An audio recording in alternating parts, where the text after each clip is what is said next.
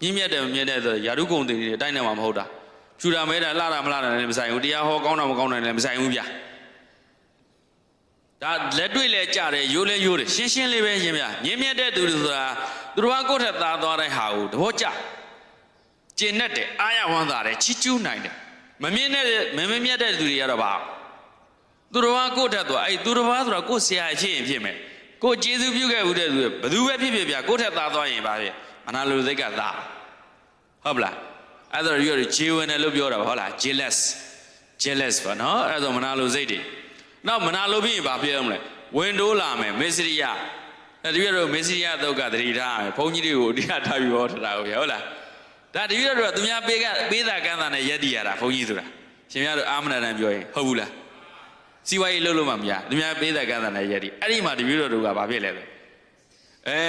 ကိုယ့်ထက်ပိုးပြီးတော့ရတဲ့သူတွေတွေ့သွားရောဘုံကြီးတာကိုမကြိုက်ဘူးတော်ခက်တဲ့ဒီစိတ်ကလေတပည့်တော်တို့ရပေါ်တာပဲဟောဒီစိတ်ကပြန်စင်းသားလိုက်အဲ့စိတ်ကရှက်ဆံမကောင်းဘူးလားအဲ့ဒီစိတ်ဖြစ်တိုင်းတာသွားသိနေတပည့်တော်တို့ကမျက်နှာပြဖို့မျက်နှာဓာတ်နဲ့မှုန့်ပြဆိုတာမျိုးဖြစ်သွားလောကထဲမှာသက်သေကောင်းတယ်စရိယာစိတ်ကိုယ့်တဲ့ဟောပြောကောင်းတယ်အသိမဲ့ပြုခံလာတယ်ကိုယ့်တဲ့ပညာချင်းတွေစွမ်းဆောင်ရည်တွေရှိပြီဆိုတာနဲ့တပည့်တော်တို့ကဘာစိတ်ဝဲသွားမနာလိုစိတ်ပြီးရင်ကိုယ့်ရဲ့ချီးမြှောက်ထောက်ပံ့တဲ့သူတွေများလာရင်ဝင်တိုစိတ်အဲ့ဒီကနေတပည့်တော်ဘာလုပ်မလဲတိုက်ခိုက်တော့မှာပဲပြုတ်ကျသွားသေးခြင်းနဲ့ပြက်သွားသေးခြင်းနဲ့ဘလောက်ရုပ်တဲ့စိတ်လဲလူတန်းမစိတ်တဲ့စိတ်ပြန်အောက်တန်းကျတဲ့စိတ်တန်ရောတင်ထဲမှာဆိုလဲဩရံဘာကိယလို့တောင်ပြောထားတာဟုတ်တယ်မလားအယုတ်အကြမ်းအရိုင်းစိတ်တွေပါဗျအဲ့ဒီအရိုင်းစိတ်တွေကိုပယ်နိုင်ရမယ်အဲ့ဒါမပယ်နိုင်ရှင်များတို့ pride လို့ဖို့မစင်စားနဲ့ဟုတ်လားအဲ့တော့ pride လို့ဖို့လည်းမစင်စားနဲ့တယောက်တည်းနေလေအဲ့လူကောင်းလို့ပြောလို့မရဘလောက်စိတ်တဲ့ရုပ်တယ်လေဒါအရှင်များတို့တပည့်တို့အဲ့ဒါပယ်ပြီလာ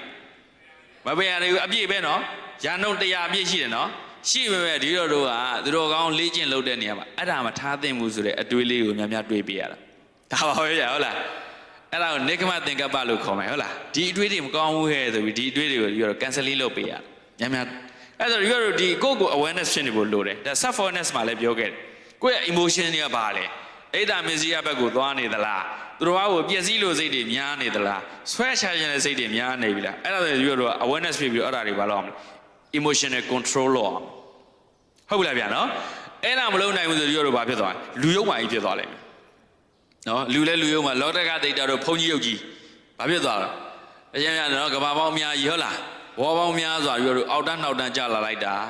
နော်အဲ့ဒီဘုန်းကြီးယုတ်ဘွားကနေသပြီးတော့3ဘွားလောက်ပဲအစာဝါဝါသားတယ်ဒါတော့ခွေးဘွားမှာနော်မိမတာကြထားတဲ့ဒီအချင်းပေါ့ဗျာနော်အဲ့ဒါမျိုးပေါ့နောက်ဆုံးဘွားဆိုရင်များဘလောက်သူအိဒါမစ္စရိယရဲ့အားဘလောက်ကြီးသွားလဲအလုံးသိတဲ့အတိုင်းပဲနော်ရှင်သာရိပုတ္တရာကသူပိုင်ဆွမ်းခံမရတော့ဘူးဖြစ်သွားဘလောက်ဆိုလဲနော်အဲ့တော့ရွေးစဉ်းစားကြည့်အိဒါမစ္စရိယအရှင်ကြီးတဲ့ပုဂ္ဂိုလ်ကကျန်တဲ့ပုဂ္ဂိုလ်တွေပါဒီအရှင်ကလွန့်သွားအခုသူလွှမ်းမိုးမှုနော်ရိုက်ခဲမှုအဲ့ဒါဓာတ်ရိုက်တယ်လို့ခေါ်မှတယ်ဟုတ်လားရှင်သာရိပုတ္တရာတော့သူပါလိုက်ရင်ဆွမ်းမရနောက်တော့တိကျတပါးနဲ့ဆွမ်းခံကြွားတယ်လက်ကလွတ်လိုက်တာနဲ့ဆွမ်းနေပါဖြစ်သွားပျောက်သွားတယ်အဲ့လောက်ဒီဆိုတာဒါဘာဖြစ်သွားပြီလဲနောက်ဆုံးယန္နာဖြစ်သွားတယ်ဆိုတဲ့အခြေအနေတောင်သူ့ရဲ့အိဒါမစ္စရိယအာကြီးကအရှိန်ကြီးကအိဒါမစ္စရိယပဲပြီးတို့အတိတ်ကအရှိန်လေးတော့တစ်ခါတော့လှုပ်လိုက်အောင်မယ်ဆိုတာမျိုးတွေပေါ့နော်တစ်ခါလေးတော့လှုပ်လိုက်အောင်မယ်ဆိုတာမျိုးအလွန်ကြောက်စရာကောင်းပါလေဗျဟုတ်ပြီလားဗျာနော်အရှင်ဒေဝရတ်ကလည်းတေရီဝဇမ္မာဖျားလောင်းပေါ်မှာထားခဲ့တဲ့အိဒါမစ္စရိယ market share ရတာသူကအရင်ရတာပါဗျသူကအရင်ရတဲ့ပုံမှာသူကအခွင့်အရေးတအားလိုချင်တာဟုတ်တယ်မလားရွှေခွက်ကြီးကိုအလကားလိုချင်တာလေအဲ့ဒီတဲ့ကြောင့်သူကအရင်ရတဲ့ခွင့်ကိုနောက်တော့နောက်ကျသွားတော့ဘုရားလောင်းကိုအညိုးထားခဲ့တဲ့ဒီဘဝပေါ့တေရီဝဇက်ကနေစထားလိုက်တပည့်တော်ဒီအညိုးတွေဘလောက်ကြောက်စရာကောင်းလဲသုလဓမ္မဘာလသက်မှာဆိုရင်ဘုရားလောင်းကသားအရင်ဖြစ်နေတယ်ရှင်ဒေဝရတ်ကအလောင်းကဖအေးဖြစ်နေတယ်အဲ့ဒီသားလေးလာသားလေးဘာလို့ပြသတ်ပြတာဗျာဟုတ်တယ်မလားနော်ခြေနှစ်ဘက်ဖြတ်လက်နှစ်ဘက်ဖြတ်ခေါင်းဖြတ်ကြံတဲ့အလေကောင်ကကိုယ်ပိုင်းလေးကိုအပေါ်မြောက်တပြီးလှန်နေမှာထိုးမှုန်းပြတာအဲ့ဒါပါဆိုတော့တေဝဇက်ကအိဒါမစ္စရိယထားပြီးတော့ဖြစ်ခဲ့တဲ့အာဃာရအမုန်းတွေမုန်းဆွဲတွေဘယ်လောက်ကြီးတယ်အဲ့တော့တပည့်တော်မြင့်မြတ်တဲ့သူဖြစ်အောင်ကြိုးစားပါမမြင့်မြတ်တဲ့သူစိတ်ထားနှိမ့်ကြတဲ့သူဆိုတာအမြဲတမ်းဝင်နေစောင်းနေရစိတ်ထားမှာအာဟုသူဝင်နေစောင်းနေလေးနေတာအမြဲတမ်းလေးနေတာဘာမှမရှိလဲလေးနေတာပဲရှိလဲလေးနေတာပဲအလွန်ကြောက်စရာကောင်း အဲ့ဒီလိုမြင်းမြတ်တဲ့စိတ်ဓာတ်ဖြစ်သွားပြီဆိုတော့စိတ်ထဲမှာပေါ့ပါဖြစ်သွားတယ် relax ဖြစ်တယ်အဲ့ကြောင့်သူကအမြန်ဆုံးသူတမာတိရလွယ်တယ်လုပ်ငန်းဝင်သွားတဲ့အခါ